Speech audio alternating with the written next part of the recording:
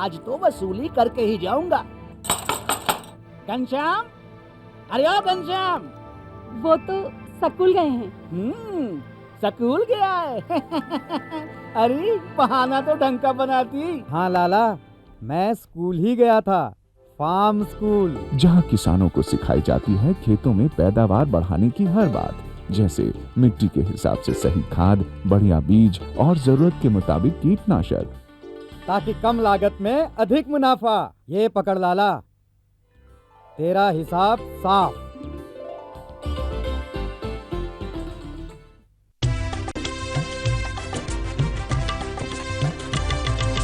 सहकारिता के बल पर विकास के लिए उठे कदम, जन सहकार की ताकत लेकर आगे बढ़ते जाएं हम। जन जन ने इस क्रांति में है विश्वास जगाया, हम सब ने मिलकर विकास का परचम है फहराया। दूर जहां सूरज उगता उस धरती से मैदानों तक, हिम शिखरों के श्वेत बर्फ से हिंद महासागर तक। श्वेत क्रांति हो हरित क्रांति या ग्राम विकास की बात, एकता ही धर्म हो अब चाहे दिन हो या रात। कृषि मंत्रालय भारत सरकार द्वारा जनहित में जारी।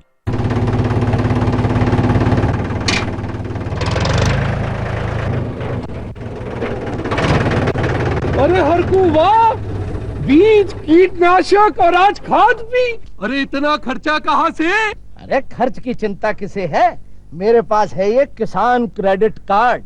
कार्ड? अरे बैंकों द्वारा जारी इस कार्ड से किसान उसकी सीमा तक की रकम कभी भी बैंक से निकलवा सकता है और खेती बाड़ी की सामग्री कभी भी खरीद सकता है। तो हरकू भैया एक कार्ड मेरे लिए भी। किसान क्रेडिट कार्ड के लिए नजदीकी बैंक से संपर्क करें और पाएं ढेर सारे लाभ।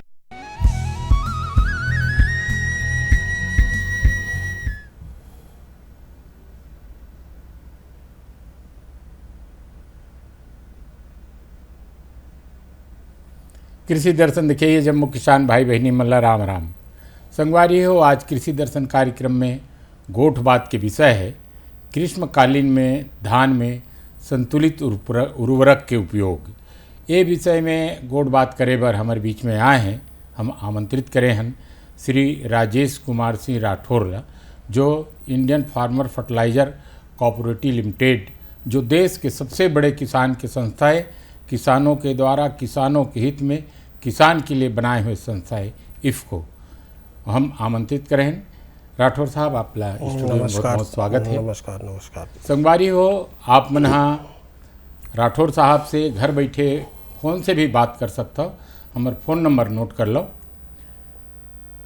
18002339 18002339 तो संगवारी हो, आप घर बैठे ग्रीष्मकालीन में धान लगाए हो या कोई भी समस्या हुई संतुलित उर्वरक के से वो विषय में आप मना हमारे से गोठ बात कर सकते हो। राठौर साहब से सीधा घर बैठे गोठ बात कर सकते हो, समस्या के समाधान कर सकते हो। संगवारी हो, ग्रीष्मकालीन में हमारे छत्तीसगढ़ में जहाँ पानी के बहुत अच्छा सुविधा है, वहाँ ग्रीष्मकालीन धान बोए जाते और एक अच्छा उत्पादन लेता हो आप मना। तो यही विषय में आज हम चर्चा करबो कि संतुलित उर्वरक के उपयोग कैसे ढंग से करना चाहिए और कब कब उर्वरक डालना चाहिए। तो संगवारी हो, ये तो गोड़ बात हम राठौर साहब से करबे करबो, लेकिन एक पहली हम फिल्म बनाए हैं, वो फिल्म ला देखो।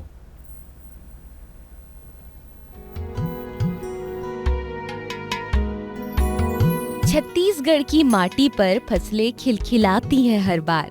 धान की हरियाली हो, मक्का की सुनहरी चमक हो या ज्वार या बाजरा अनाज हो, छत्तीसगढ़ की धरती पर फसलें खिलखिलाती हैं हर बार।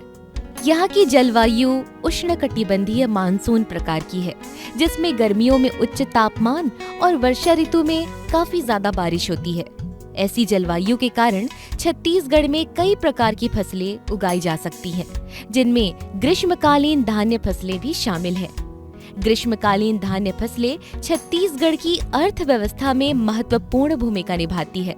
इन फसलों में शामिल है धान। छत्तीसगढ़ में धान एक महत्वपूर्ण फसल है। जो कि वर्षा ऋतु में उगाई जाती है और अब तो गर्मियों के दिनों में भी उगाई जाने लगी है। मक्का एक अन्य महत्वपूर्ण फसल है जो गर्मियों में उगाई जाती है। इन फसलों के लिए छत्तीसगढ़ सरकार के द्वारा कई प्रकार की योजनाएं और कार्यक्रम चलाए जा रहे हैं, जैसे कि कृषि विभाग द्वारा संचालित कई प्रकार की कृषि योजनाएं और किसानों के लिए वित्तीय सहायता भी सरकार के द्वारा प्रदान की जाती है। राज्य सरकार और केंद्र सरकार विभिन्न योजनाओं के जरिए खेती किसानी करने वाले किसान भाई बहनों की मदद करती है, जैसे कि ड्रोन दीदी एक प्रकार की महिला किसान है जो ड्रोन तकनीक का उपयोग करके कृषि कार्यों में मदद करती हैं। वे ड्रोन का उपयोग करके खेतों में उर्वरकों का छिड़काव, कीटनाशकों का छिड़काव और फसलों की निगरानी करती है। तभी तो माननीय प्रधानमंत्री मोदी जी ने भी महिलाओं को आगे बढ़ाने के लिए ड्रोन दीदियों को प्रोत्साहित किया है। इसके अलावा ऐसी कई सारी योजनाएं हैं, कई सारी कंपनीज हैं जो खेती किसानी के कार्य में किसानों के काम को आसान बनाती है। उन्हीं में से एक है इफ्को यानी इंडियन फर्टिलाइजर्स कोऑपरेटिव लिमिटेड, जो कि एक भारतीय कंपनी है जो फर्टिलाइजर्स और अन्य कृषि उत्पादों का निर्माण और वितरण करती है। इफ्को उत्पाद फसलों के लिए मददगार है क्योंकि वो फसलों को आवश्यक पोषक तत्व प्रदान करती है जो कि उनकी वृद्धि और विकास के लिए आवश्यक है। यूरिया, डीएपी, एनपीके, माइक्रोन्यूट्रिएंट्स इन उत्पादों का निर्माण करती है। क्योंकि किसान भाइयों, ग्रीष्मकालीन धान्य फसलों में उर्वरकों का उपयोग करना बहुत महत्वपूर्ण है क्योंकि ये फसलों की वृद्धि और उत्पादकता को बढ़ावा देता है। ग्रीष्मकालीन धान्य फसलों में उर्वरकों का प्रयोग करने के लिए कई बातों का ध्यान रखना आवश्यक है, जैसे कि फसलों की आवश्यकता के अनुसार ही उर्वरकों का चयन करना चाहिए। उर्वरकों का समय फसल की वृद्धि के चरण के अनुसार तय करना चाहिए। इन सब महत्वपूर्ण बातों का ध्यान जरूर रखना चाहिए, तभी तो छत्तीसगढ़ के किसानों का जीवन खुशहाल होगा।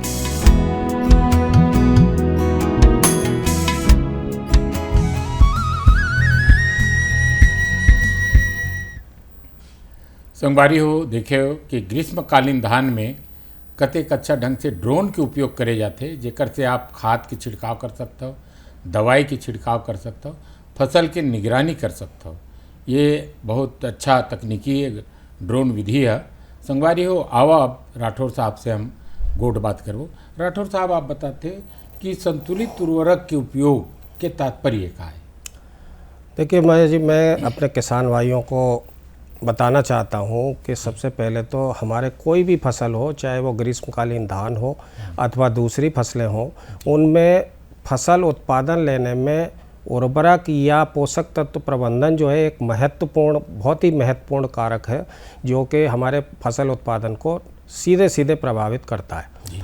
अब बात करें अगर संतुलित उर्वरक पोषक तत्व की, तो जैसे मैं बात करूं इसके लिए थोड़ा सा बताना चाहूँगा किसान भाइयों को कि हम सभी जानते हैं कि हमारे जो कोई भी पौधा हो या कोई भी फसल हो, उसको अपना जीवन यापन और उत्पादन करने के लिए हमको 17 तत्वों की आवश्यकता होती है और उन 17 में से हम 14 पोषक तत्वों का मानवीय रूप से जो है उसका आदान जो है खेती में उपयोग करते हैं, उनका प्रबंधन करते हैं। 3 तत्व ऐसे हैं जो कि हवा, पानी और प्रकाश से जो है पौधे को उपलब्ध हो जाते हैं। तो इन जो 14 तत्वों का मैनेजमेंट है, प्रबंधन है, इनको सही समय पर सही मात्रा में सही तरीके से उपयोग करना ही एक पोषक तत्व प्रबंधन कहलाता है, जिससे कि हमको उस फसल का भरपूर उत्पादन मिल सके और हमारी लागत भी कम से कम हो।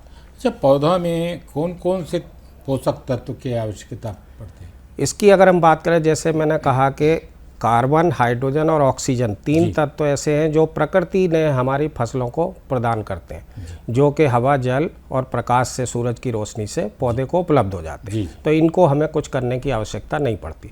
अब बचे हुए जो 14 तत्व होते हैं, उन 14 तत्वों को 3 प्रकार से बांटा गया है कि पौधे को उनकी कितनी मात्रा में आवश्यकता होती है। इसके आधार पर उनको 3 वर्गों में बांटा गया है। मुख्य पोषक तत्व, द्वितीयक पोषक तत्व और सूक्ष्म पोषक तत्व। मतलब मुख्य पोषक तत्व वो हैं जिनकी सबसे ज़्यादा ज़रूरत पौधे को होती है। इसमें जो है मुख्य रूप से नाइट्रोजन, फास्फोरस और पोटास, 3 तत्व ऐसे आते हैं जो हम विभिन्न रासायनिक उर्वरकों या कार्बनिक खादों के माध्यम से पौधे को प्रदान करने का प्रयास करते हैं। दूसरा आता है द्वितीयक पोषक तत्व। ये वो पोषक तत्व हैं जिनकी फसल को थोड़ा कम मात्रा में आवश्यकता होती है। इसमें कैल्शियम, मैग्नीशियम और सल्फर आते हैं। तो ये 14 में से 6 तत्व हो गए। 8 तत्व ऐसे होते हैं जो सूक्ष्म पोषक तत्व, मतलब इनकी बहुत कम मात्रा में आवश्यकता होती है, लेकिन आवश्यकता होती है। हाँ, लेकिन इसको हम मतलब अपने ध्यान से निकालें ना, क्योंकि भले ही कम मात्रा में ज़रूरत होती है लेकिन पौधे के लिए आवश्यक पोषक तत्व है। अगर इस तत्व की पौधे में कमी होगी तो निश्चित है कि हमारा फसल उत्पादन प्रभावित होगा। जैसे कि हमारा जिंक तत्व ऐसा है कि सूक्ष्म पोषक तत्व की श्रेणी में आता है, लेकिन हमारी धान की फसल या मक्का की फसल जो कि हमारे छत्तीसगढ़ में मुख्य फसलों के रूप में है, उनमें जिंक जो है सीधे सीधे फसल उत्पादन को प्रभावित करता है। और अगर इसकी कमी जमीन में या पौधों को कम मिलता है तो उसके लक्षण भी सीधे सीधे दिखाई देते हैं और उसकी वजह से हमारा उत्पादन प्रभावित तो ये 3 पोषक तत्व हो गए जो आधार खाद के रूप में जी।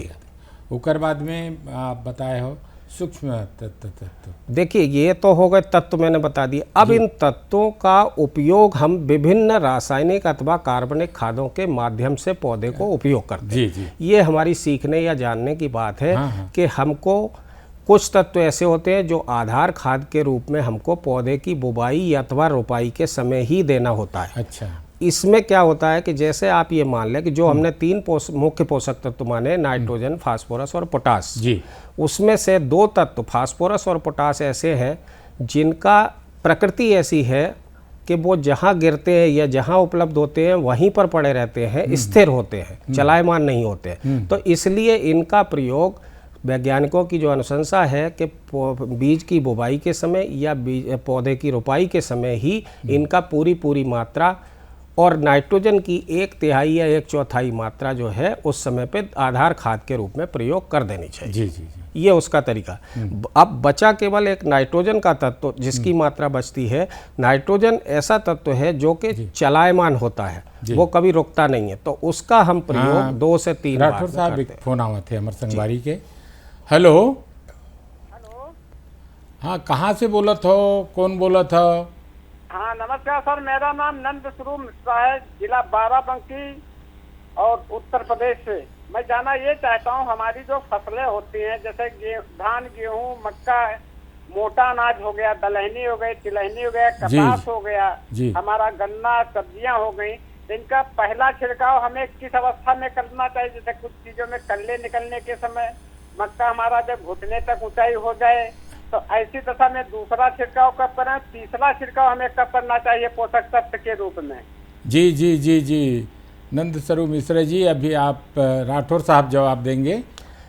देखिए मिश्रा जी, आपने जो प्रश्न पूछा है वो थोड़ा विस्तृत है कि अगर अलग अलग फसल के ऊपर भी निर्भर करता है। धान्य वाली फसलों में नाइट्रोजन की आवश्यकता बहुत ज़्यादा होती है। वहीं अगर हम बात करें कि दाल वाली फसलों की, तो उसमें नाइट्रोजन की मात्रा की आवश्यकता बहुत कम होती है, और वो भी उनके प्रकृति ने ऐसा वो दिया है कि दाल वाली फसलों में नोड्यूल के रूप में नाइट्रोजन का स्थिरीकरण होता है और उससे पौधे में नाइट्रोजन की पूर्ति काफ़ी हद तक हो जाती है। तो अगर हम छिड़काव की बात करें, जैसा मिश्रा जी ने पूछा है कि छिड़काव के रूप में अगर दानेदार खाद की बात करें तो यूरिया का छिड़काव केवल हम करते हैं वो लगभग 25 से 30 दिन, यानी मोटा मोटा कहें तो 1 महीने की अवस्था में जब बढ़वार की स्थिति रहती है उस समय पे इसका पहला छिड़काव करना चाहिए। और दूसरा छिड़काव अगर आवश्यकता पड़ती है, जैसे कि धान्य वाली फसलें जो मक्का है, ज्वार है, बाजरा है, गन्ना के बारे में भी पूछिए। हाँ, तो गन्ने में भी, गन्ना एक लंबी अवधि की फसल है, तो गन्ने में उसको 1 बार या 2 बार से नहीं बल्कि उसमें ज़्यादा बार भी छिड़काव करना पड़ सकता है, क्योंकि गन्ना 8-9 महीने की लगभग फसल है। तो इसलिए उसमें खाद की मात्रा की आवश्यकता भी ज़्यादा होती है पोषक तत्वों की, और उसी हिसाब से उसका खाद पूर्ति करनी पड़ती है आपको। अच्छा, बताए गए जो आप पोषक तत्व बोले हो, बोला मतलब कोई भी फसल जब किसान भाई लेवा थे तो देना आवश्यक है का? मतलब मैं बात आपकी समझा नहीं समझ जैसे आप पोषक तत्व आधार खाद के रूप में बोले हो, बोला कोई भी फसल जब बोअत है किसान भाई, चाहे वो दलहनी बोए चाहे धान के बोए, उसका पोषक तत्व देना आवश्यक है। उसका आवश्यक इसलिए है क्योंकि जब अंकुरण होता है पौधे का, तो जैसे ही उसको ऊर्जा की आवश्यकता होती है और बढ़वार शुरू होती है, तो उस समय पे हमको पोषक तत्व जमीन में बहुत कम मात्रा में उपलब्ध होते हैं या अलग अलग होते हैं। उसका पता हम मिट्टी परीक्षण के द्वारा ही पता चल सकता है कि हमारी जमीन में कितने पोषक तत्वों की आवश्यकता है। एक और फोन आते हैं। हेलो हेलो, हाँ, कहाँ से बोला था भैया, कौन बोला था बताओ? हाँ, मैं रानीगांव नगरी खिलेश कुमार साहू बोला था भैया जी। हाँ खिलेश कुमार भैया, का प्रश्न है आपके रानीगांव से? जैसे अभी ग्रीष्मकालीन धान में खाद प्रबंधन करे वो पहला छिड़काव, दूसरा छिड़काव और तीसरा छिड़काव कब कब करना चाहिए? अच्छा, नैनो यूरिया के? जी जी। अच्छा, नैनो यूरिया के छिड़काव के बारे में पूछा था। देखिए अखिलेश जी, आपने बहुत ही महत्वपूर्ण प्रश्न पूछा। अब अगर आप नैनो यूरिया की बात करते हैं तो नैनो यूरिया जो है यूरिया के ही एक विकल्प के रूप में है। अगर आपने धान बुवाई वाला लगाया या रोपाई वाला लगाया है, उसके बाद जब सबसे पहली शर्त महत्वपूर्ण चीज़ है कि नैनो यूरिया का छिड़काव हमको तब करना चाहिए जबकि पौधे में पत्तियां अच्छी तरीके से विकसित हो गई हों, खेत हमारा पत्तियों से भर गया हो। मतलब रोपाई के कम से कम 35 दिन बाद जो है पौधा भर जाता है, उस समय पे हम जो है 35 से 40 दिन की अवस्था में नैनो यूरिया का छिड़काव 1 लीटर पानी में 4 ml मात्रा नैनो यूरिया की डाल के उसका छिड़काव हमें फसल के ऊपर करना चाहिए। यानी 1 एकड़ पे एक बार छिड़काव करने के लिए 500 मिलीलीटर की जो बोतल आती है नैनो यूरिया की, वो पूरी के पूरी उसमें उपयोग होनी चाहिए 1 एकड़ में, तब उसकी आवश्यकता की पूर्ति हो जाती है पहली बार में। और उसके 20 से 25 दिन बाद दूसरा छिड़काव उस पर नैनो यूरिया का 4 ml प्रति लीटर पानी में मिला के उसका छिड़काव करना चाहिए। इससे पहले एक चीज़ और मैं जोड़ना चाहता हूँ। जी जी, अभी वो एक छोटे से ब्रेक के बाद चर्चा जारी रखो।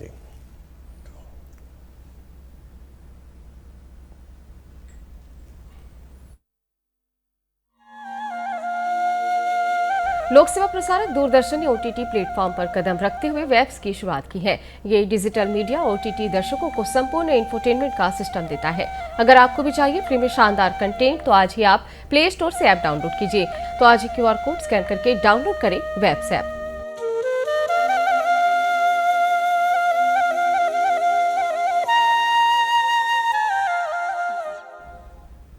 संगवारी हो, अपन मोबाइल में वेबसाइट डाउनलोड कर लो और रायपुर दूरदर्शन के कोई भी कार्यक्रम, सबो कार्यक्रम ला अपन मोबाइल में लाइव देख सकते हो आप मन। एक कारण ये वेबसाइट अपन मोबाइल में डाउनलोड कर लो और घर बैठे आप मन ये दूरदर्शन के आनंद ले सकते हो और कृषि दर्शन कार्यक्रम के भी पूरा जानकारी ले सकते हो। हाँ, तो सर जैसे कि हम चर्चा कर रहे हैं। हाँ महेश जी, मैं उसमें थोड़ी सी एक बात और जोड़ना चाहता था। जैसे हमारे श्रोता ने जो है पूछा था, तो नैनो यूरिया का छिड़काव तो करते हैं, लेकिन हमको किसी भी फसल में यूरिया जो हम बोरी वाले यूरिया का प्रयोग करते हैं, उसका प्रयोग हमको ख़त्म नहीं करना है, उसकी आधी मात्रा हमको उपयोग करनी है। जी जी। वो हम जैसे रोपाई के 15 दिन बाद अगर हम उस नैनो यूरिया, साधारण यूरिया जो बोरी वाला आता है, दानेदार यूरिया, उसकी हम आधी मात्रा, जो अगर हम 1 एकड़ में 1 बोरी अगर यूरिया किसान भाई देते हैं, तो उसकी जगह पे आधी बोरी ही केवल इस्तेमाल करें। उससे क्या होगा कि पौधे का जड़ के माध्यम से यूरिया, नाइट्रोजन उसको प्राप्त होगा और उससे पौधे की बढ़वार तेजी से होती है। इसलिए मैंने बोला कि नैनो यूरिया का पहला छिड़काव कम से कम 35 से 40 दिन की अवस्था में पहली बार करना चाहिए, जिससे कि पत्तियां भर जाए। जी जी जी। और ओकर बाद फिर क्रांतिक अवस्था में, क्रांतिक अवस्था मतलब उसमें 55 से 60 दिन की दूसरी अवस्था आती है, जब बाली निकलना शुरू होने वाली होती है, गबोट तो गबोट के पहले, तो उस समय भी पौधे को एक ऊर्जा की आवश्यकता होती है और वो हमारा नैनो यूरिया जो है दोबारा छिड़काव करने से पौधे को वो शक्ति मिलती है और सारी बालियाँ एक साथ निकलती हैं और हमारा उत्पादन भी अच्छा होता है। राठौर साहब, जैसे कि किसान भाई खेत में अपन फसल बोअथे, धान बोअथे, गेहूँ बोअथे, कोई भी फसल बोअथे, तो कैसे पता करही कि मोर खेत में ये पोषक तत्व की कमी है, कैसे ढंग की वो जानकारी? देखिए, ये आपने मतलब खेती की एक सबसे महत्वपूर्ण जी एक फोन आवा थे जी। हाँ बोल, हेलो हेलो, हाँ भैया, कहाँ बोला था, कौन बोला था, बताओ। मैं गोपाल प्रसाद राठौर बोला था, जांजगीर जिला से। अच्छा भैया, का प्रश्न है आपके, राठौर साहब से पूछो। बताओ, प्रश्न बताओ आप। हाँ गोपाल भैया, संपर्क नहीं हो पाओ थे गोपाल भैया से, सब बताइए सर। तो मैं वही नैनो यूरिया और एक संबंध में। हाँ जी, आपने पूछा कि कैसे हम किसान भाई जान सकते हैं कि हमारी ज़मीन में किन तत्वों की उपलब्धता है या नहीं। जी जी। ये हमारे कृषि की सबसे महत्वपूर्ण कड़ी है। जी जी। हमारे माननीय प्रधानमंत्री जी भी इस बारे में कई बार उन्होंने एक अभियान चलाया था कि किसानों को मिट्टी की जांच करा के उन किसान भाइयों को सबको सॉइल हेल्थ कार्ड प्रदान किए जाएं। तो उस पर काफ़ी कुछ काम हुआ, अधिकतर किसानों को सॉइल हेल्थ कार्ड मिले। उस सॉइल हेल्थ कार्ड के माध्यम से हम जो है ये जान सकते हैं कि हमारी ज़मीन में या हमारे खेत की मिट्टी में कौन सा तत्व आवश्यक मात्रा में उपलब्ध है या उससे कम है या उससे ज़्यादा है। उसी के आधार पे हम अपनी मिट्टी का और फसलों का प्रबंधन कर सकते हैं कि अगर जो तत्व ज़रूरत के हिसाब से मौजूद है तो हम उसकी कम मात्रा उपयोग करेंगे, और जो कम तत्व उपलब्ध है उसकी हम ज़्यादा मात्रा उपलब्ध करेंगे, जिससे कि हमारे फसल को संतुलित रूप में तत्वों का प्रबंधन हो सके, तत्वों की उपलब्धता हो सके और हमारा फसल उत्पादन अधिक से अधिक हो सके और हमारी लागत भी कम से कम रहे। अच्छा, किसान भाई मनला कैसे पता हो कि कौन से पोषक तत्व की पूर्ति कैसे ढंग ले करे जाए? देखिए, इसके कई तरीके हैं। जो पोषक तत्व हमको देने पड़ते हैं जी जी। उसके लिए दो तरीके मुख्य रूप से किसान भाई उपयोग कर सकते हैं कि एक तो होता है कार्बनिक खाद के रूप में, जिसको हम जैविक खाद भी कहते हैं। इसमें हमारी गोबर की खाद, कंपोस्ट, बर्मी कंपोस्ट या हरी खाद, इन सब खादों के माध्यम से हम पोषक तत्वों की पूर्ति प्रबंधन कर सकते हैं। इसमें 14 में से अधिकतर पोषक तत्व जो है इस देसी खाद कह लें या कार्बनिक खाद कह लें, इनमें प्राप्त होते हैं फसल को, लेकिन कम मात्रा में होते हैं, एक संतुलित मात्रा। और दूसरा तरीका जो होता है हमारे किसान भाई आजकल ज़्यादातर कर रहे हैं और उस पर ज़्यादा निर्भर हो गए हैं, रासायनिक माध्यम, यानी कि हम यूरिया, DAP, 12-32-16 या 10-26 या पोटास, किसी भी माध्यम से हम पोषक तत्वों का प्रबंधन करते हैं। तो उसमें रासायनिक खाद में ये कमी है कह लें या इसकी विशेषता कह लें कि इसमें 1, 2 या अधिकतम 3 पोषक तत्व ही उपलब्ध हो सकते, इससे ज़्यादा नहीं होते। तो मतलब हम अगर साधारण भाषा में कहें किसान भाइयों को कि जैविक खादों और रासायनिक खादों दोनों का मिला जुला प्रयोग करें, जिससे कि हमारी जैविक खादों के उपयोग से हमारी मिट्टी, हमारे खेत की धरा जो है वो उर्वरता उसकी बनी रहे और हमारी आने वाली जनरेशन को भी उसमें उत्पादन मिलता रहे। और अधिक उत्पादन प्राप्त करने के लिए जो है उस कमी के पोषक तत्वों की पूर्ति वो हम रासायनिक उर्वरकों के माध्यम से करें, जिससे हमारा उत्पादन भी अधिक से अधिक मिले और हमारी मिट्टी भी सुरक्षित रहे और इसके साथ साथ हमारी लागत भी कमज़ोर ना हो। तो राठौर साहब, जैसे कि आप मन नैनो यूरिया की बात के हो, तो वो नैनो यूरिया हर किसान के लिए बड़ा उपयोगी है, और आप मन नैनो यूरिया के साथ DAP नैनो भी बना हुआ था। राठौर साहब, आप मन हमारे स्टूडियो में आए, हमारे किसान भाई मन अतिक महत्वपूर्ण जानकारी दे, एक लिए आप ला बहुत बहुत धन्यवाद। किसान भाई हो, आप मन हाँ ये सब बात ला धरिया और बहुत बढ़िया ढंग से खेती किसानी करिया। जम्मो किसान भाई बहनी मन ला रहा।